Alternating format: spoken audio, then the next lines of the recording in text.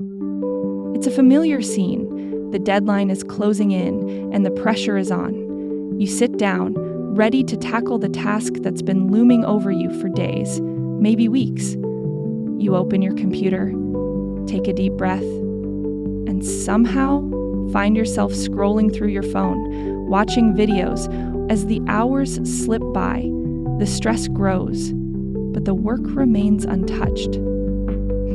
Sound familiar? This is the cycle of procrastination, a frustrating pattern that leaves you feeling anxious, stressed, and disappointed in yourself. But if procrastination feels so bad, why do we keep doing it?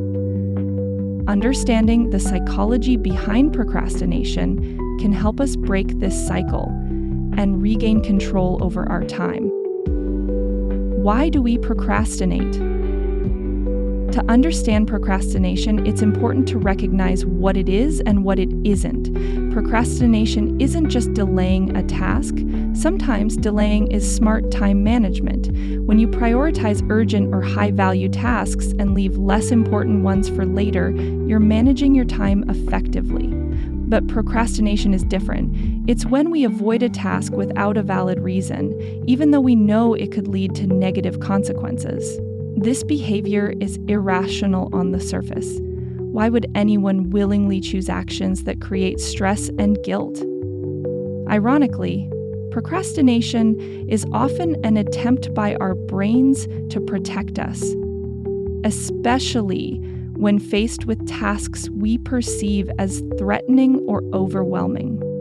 When you think about that report you need to write or that big project you need to start, your brain may interpret it as a threat, triggering a stress response similar to what you'd feel in a dangerous situation. Your amygdala, the part of your brain responsible for processing emotions, sends out signals that release stress hormones like adrenaline. These hormones increase your anxiety, and in this state, it's tempting to avoid the task to make the bad feelings go away, even if only temporarily. The emotional side of procrastination. Procrastination is driven by emotions, not laziness. Many people mistakenly believe that procrastinators lack discipline or are lazy, but research shows that procrastination is closely linked to emotional regulation. Tasks that evoke negative emotions, such as fear of failure, insecurity, or self-doubt, are the ones we are most likely to avoid. For example, if you're worried that your work won't meet your own high standards, the fear of falling short can feel so overwhelming that you put off the task entirely.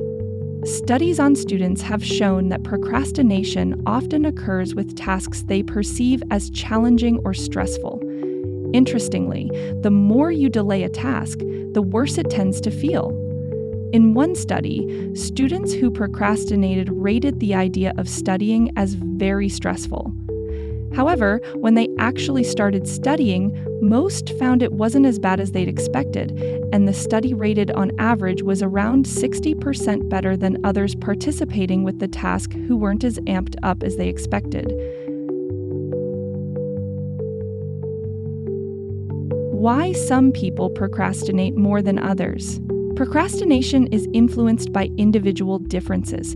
People who struggle with regulating their emotions or who have low self-esteem are more prone to procrastination, regardless of how well they manage their time. For many, procrastination isn't about not caring. It's about caring too much. The fear of failure and perfectionism are common traits among chronic procrastinators. They delay starting because they're worried their efforts won't meet their own expectations or those of others. Contrary to the stereotype, laziness is marked by a lack of energy or interest, leading to inactivity. Procrastinators, however, often distract themselves with other tasks instead of doing nothing. They might clean the house, organize their workspace, or check emails. Activities that feel productive, but ultimately avoid the main task at hand. Procrastination can feel relieving in the short term, but it often leads to long-term consequences, including increased anxiety, depression, and stress health problems. Frequent procrastinators are also more likely to feel shame and guilt which can lower their self-esteem and lead to a negative cycle of avoidance and self-criticism. Procrastination may bring momentarily relief by reducing stress temporarily, but it reinforces avoidance as a coping mechanism for future stressful tasks, making it harder to break free from the habit. Breaking the cycle of procrastination. Practical tips. 1. Break tasks into smaller steps. Large tasks can feel intimidating and unmanageable, so break them down into smaller, actionable steps. For example, instead of write the report, start with outline the main points, or write the introduction. Smaller steps make it easier to get started, and each small success builds momentum. 2. Use the 2-minute rule.